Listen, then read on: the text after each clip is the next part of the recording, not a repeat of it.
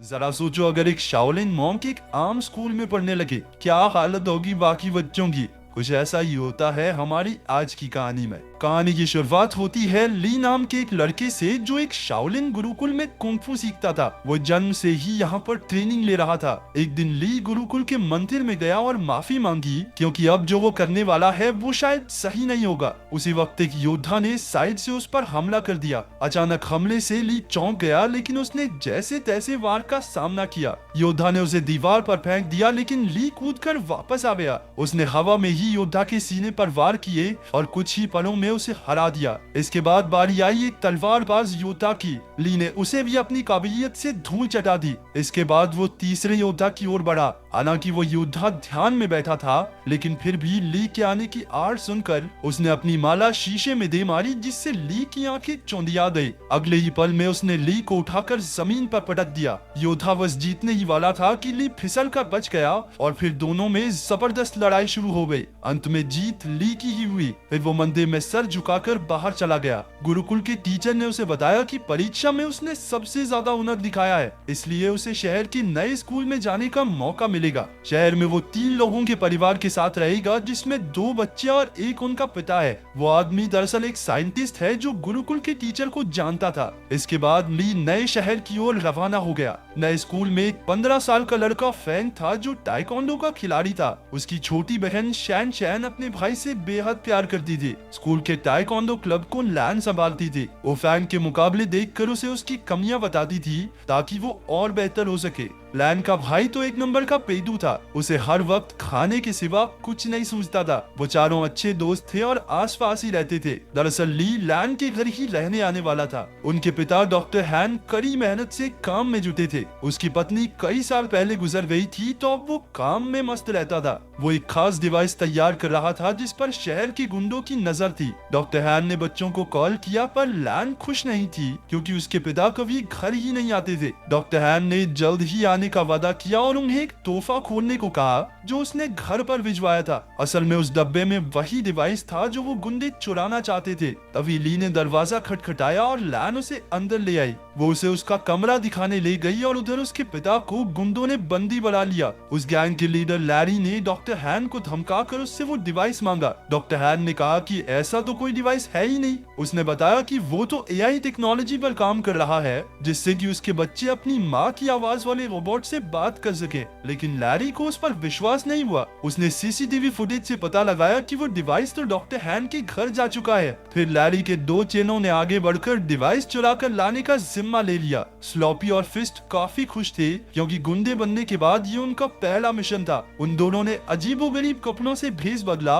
और लैन के घर के बाहर जाकर खड़े हुए। उनमें से एक ने रात को अंदर घुसने का फैसला किया, लेकिन फिर दूसरा कहने लगा कि बच्चों ने स्कूल चले ही जाना है, दिन में चुरा लेंगे भाई, क्या हो गया। घर में ली नए शहर के तौर तरीके सीख रहा था। उसने लैन को ताइक्वांडो मैच देखते हुए देखा, तो उसे भी ये खेल दिलचस्प लगा। रात को जब वो ध्यान में बैठा, तो यू की वीडियो गेम की वजह से उन दोनों में बहस छिड़ गई। लेकिन जल्द ही दोनों मिलकर वीडियो गेम का मजा उठाने लगे। उधर लैन ने अपने कमरे में जब वो तोहफे का डिब्बा खोला, तो उसमें एक पांडा की चेन निकली। वो नहीं जानती थी कि दरअसल ये पांडा वो पेन ड्राइव है, जिसके पीछे वो बुंदे कब से पड़े हैं। जब लैन ने बटन दबाया, तो पांडा ने उसे पासवर्ड रखने को कहा। तभी लैन ने कहा कि कैसा पासवर्ड, और अनजाने में यही पासवर्ड सेट हो गया। वही पांडा को ऑन करने पर उसे पता चला कि उसमें उसकी माँ की आर्टिफिशियल इंटेलिजेंस वाली आवाज है। अगली सुबह ली यू और लैन के साथ स्कूल के पहले दिन के लिए निकल पड़ा। उन दोनों गुंडों ने बच्चों को बाहर जाते देखा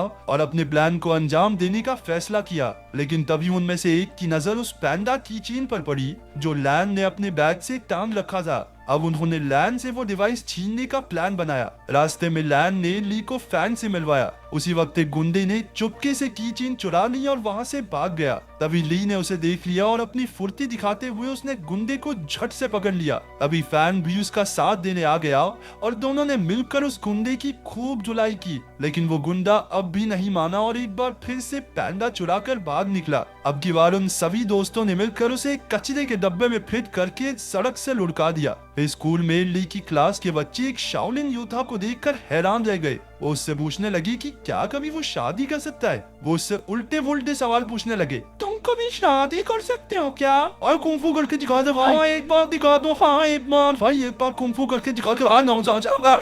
आखिरकार टीचर ने उन्हें शांत करके कहा कि ये सब खेलने के पीरियड में करना। खेलने के पीरियड में उनके कोच ने बताया कि अगले महीने उनकी चुस्ती फुर्ती की जांच होगी और जो कोई इसमें पास नहीं होगा वो अगली क्लास में नहीं जा सकता। ये सुनते ही यू की हालत पतली हो गई क्योंकि वो बहुत मोटा था। भगवान जानता है भाई साहब कितनी मुश्किल से चलते थे। फिर कोच ने सबसे 100 मीटर की दौड़ लगवाई। ली ने तो समय से पहले ही 2 चक्कर पूरे कर लिए, जबकि बाकी बच्चे अभी पहले चक्कर में ही थे। इसके बाद उन्हें पुशअप्स करने के लिए कहा गया, जिसने अपना ली पहले से ही माहिर था। उसने 100 से भी ज्यादा पुशअप्स किए और बाकी बच्चों से तो 2 भी नहीं हुए। बाद में तो उसने एक हाथ से पुशअप्स करने शुरू कर दिए। उसकी काबिलियत देखकर सभी बच्चे कूदने लगे। फिर बारी आई ऊंची छलांग लगाने की। ये तो ली के बाएं हाथ का खेल था। बेचारा यूं तो मुंह के बल नीचे गिर पड़ा। वहाँ डॉक्टर हान की लैब में लैरी ने उन्हें कुर्सी से बांध रखा था और उसे गोल्फ बॉल से पीट पीट कर परेशान कर रहा था। रात को वो दोनों गुंडे मौका देखकर लैन के घर में घुस आए।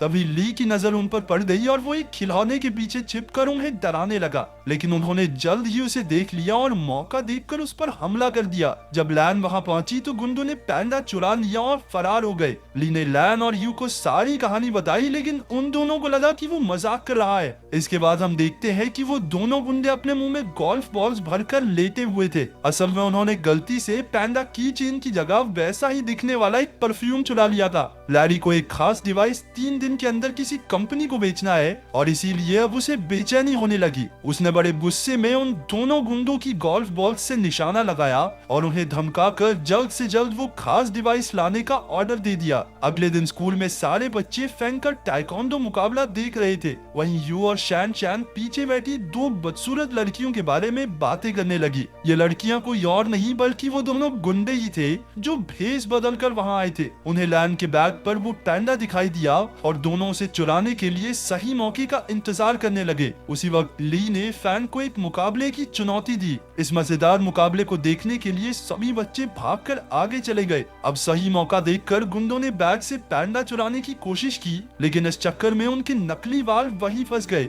उधर मुकाबले में फैंग और ली में जबरदस्त टक्कर हो रही थी। दोनों ही एक दूसरे पर भारी पड़ रहे थे। आखिरकार दोनों ने एक दूसरे को ना मारने का फैसला किया और मुकाबला खत्म हुआ। उसी वक्त सबने पीछे मुड़कर उन दोनों गुंडों को पहचान लिया। बच्चों ने मिलकर उन पर हमला बोल दिया, लेकिन इस बार वो एक बच्ची को मारने की धमकी देकर पैंडा डिवाइस लेकर भाग गए। फिर बच्चे मिलकर प्रिंसिपल के पास गए और पुलिस को बुलाकर सारा माजरा समझाया। वहीं ली खुद को इस सब का जिम्मेदार समझ रहा था, क्योंकि अगर उसने फैन को चुनौती नहीं दी होती तो लैन अपने बैग से दूर ही न जाती। लेकिन बाकी बच्चों ने उसे दिलासा दिया कि ऐसा नहीं सोचना चाहिए। आखिरकार लैरी के हाथ वो डिवाइस लग गया और उसके जरिए उसने कंप्यूटर पर एक प्रोग्राम चलाया, लेकिन उसे इस्तेमाल करने के लिए पासवर्ड की जरूरत थी ये वो नहीं जानता था। उसने कुछ प्रोग्रामर्स को बुलाकर लॉक खोलने के लिए कहा, लेकिन पूरा दिन बीतने पर भी कुछ हाथ नहीं लगा। अब लैरी के गुस्से की सभी हदें पार हो गई थी। तभी उसने डॉक्टर हैन के फोन पर उसकी बेटी का मैसेज देखा। लैन चाहती थी कि उसके पिता उसके जन्मदिन के लिए कल घर आ जाएं।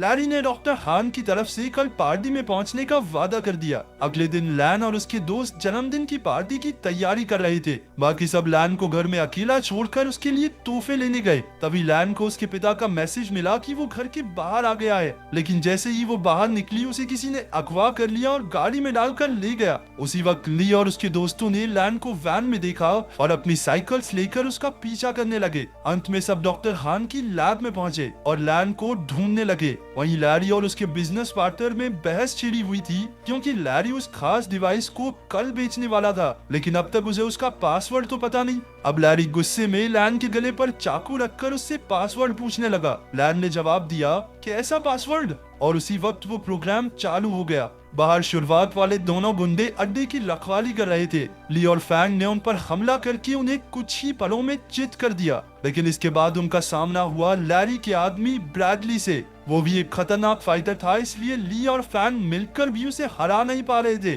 अंदर लैब में लैरी की डील पक्की होने ही वाली थी कि उसी वक्त यू ने आकर चुपके से अपनी बहन और पिता को रिहा कर दिया। ली ने भी वहां पहुंचकर गुंडों का मुकाबला किया। उसी वक्त लैरी पेन ड्राइव वाला बैग लेकर बाहर की ओर भागा, लेकिन डॉक्टर खान, यू और लैन ने मिलकर उसकी धुलाई कर दी। ली एक बार फिर से ब्रैडली के साथ मुकाबला करने में फैंग का साथ देने पहुंच गया। आखिरकार वो दोनों मिलकर उसे हराने में कामयाब हो गए। अंत में पुलिस भी वहां पहुंच गई और सारे गुंडों को पकड़ लिया। बाद में ली और यू को उनकी बहादुरी के लिए प्रिंसिपल ने मेडल दिए। अगर वीडियो पसंद आई तो लाइक कर देना, चैनल को सब्सक्राइब कर देना। मिलते हैं अगली वीडियो में।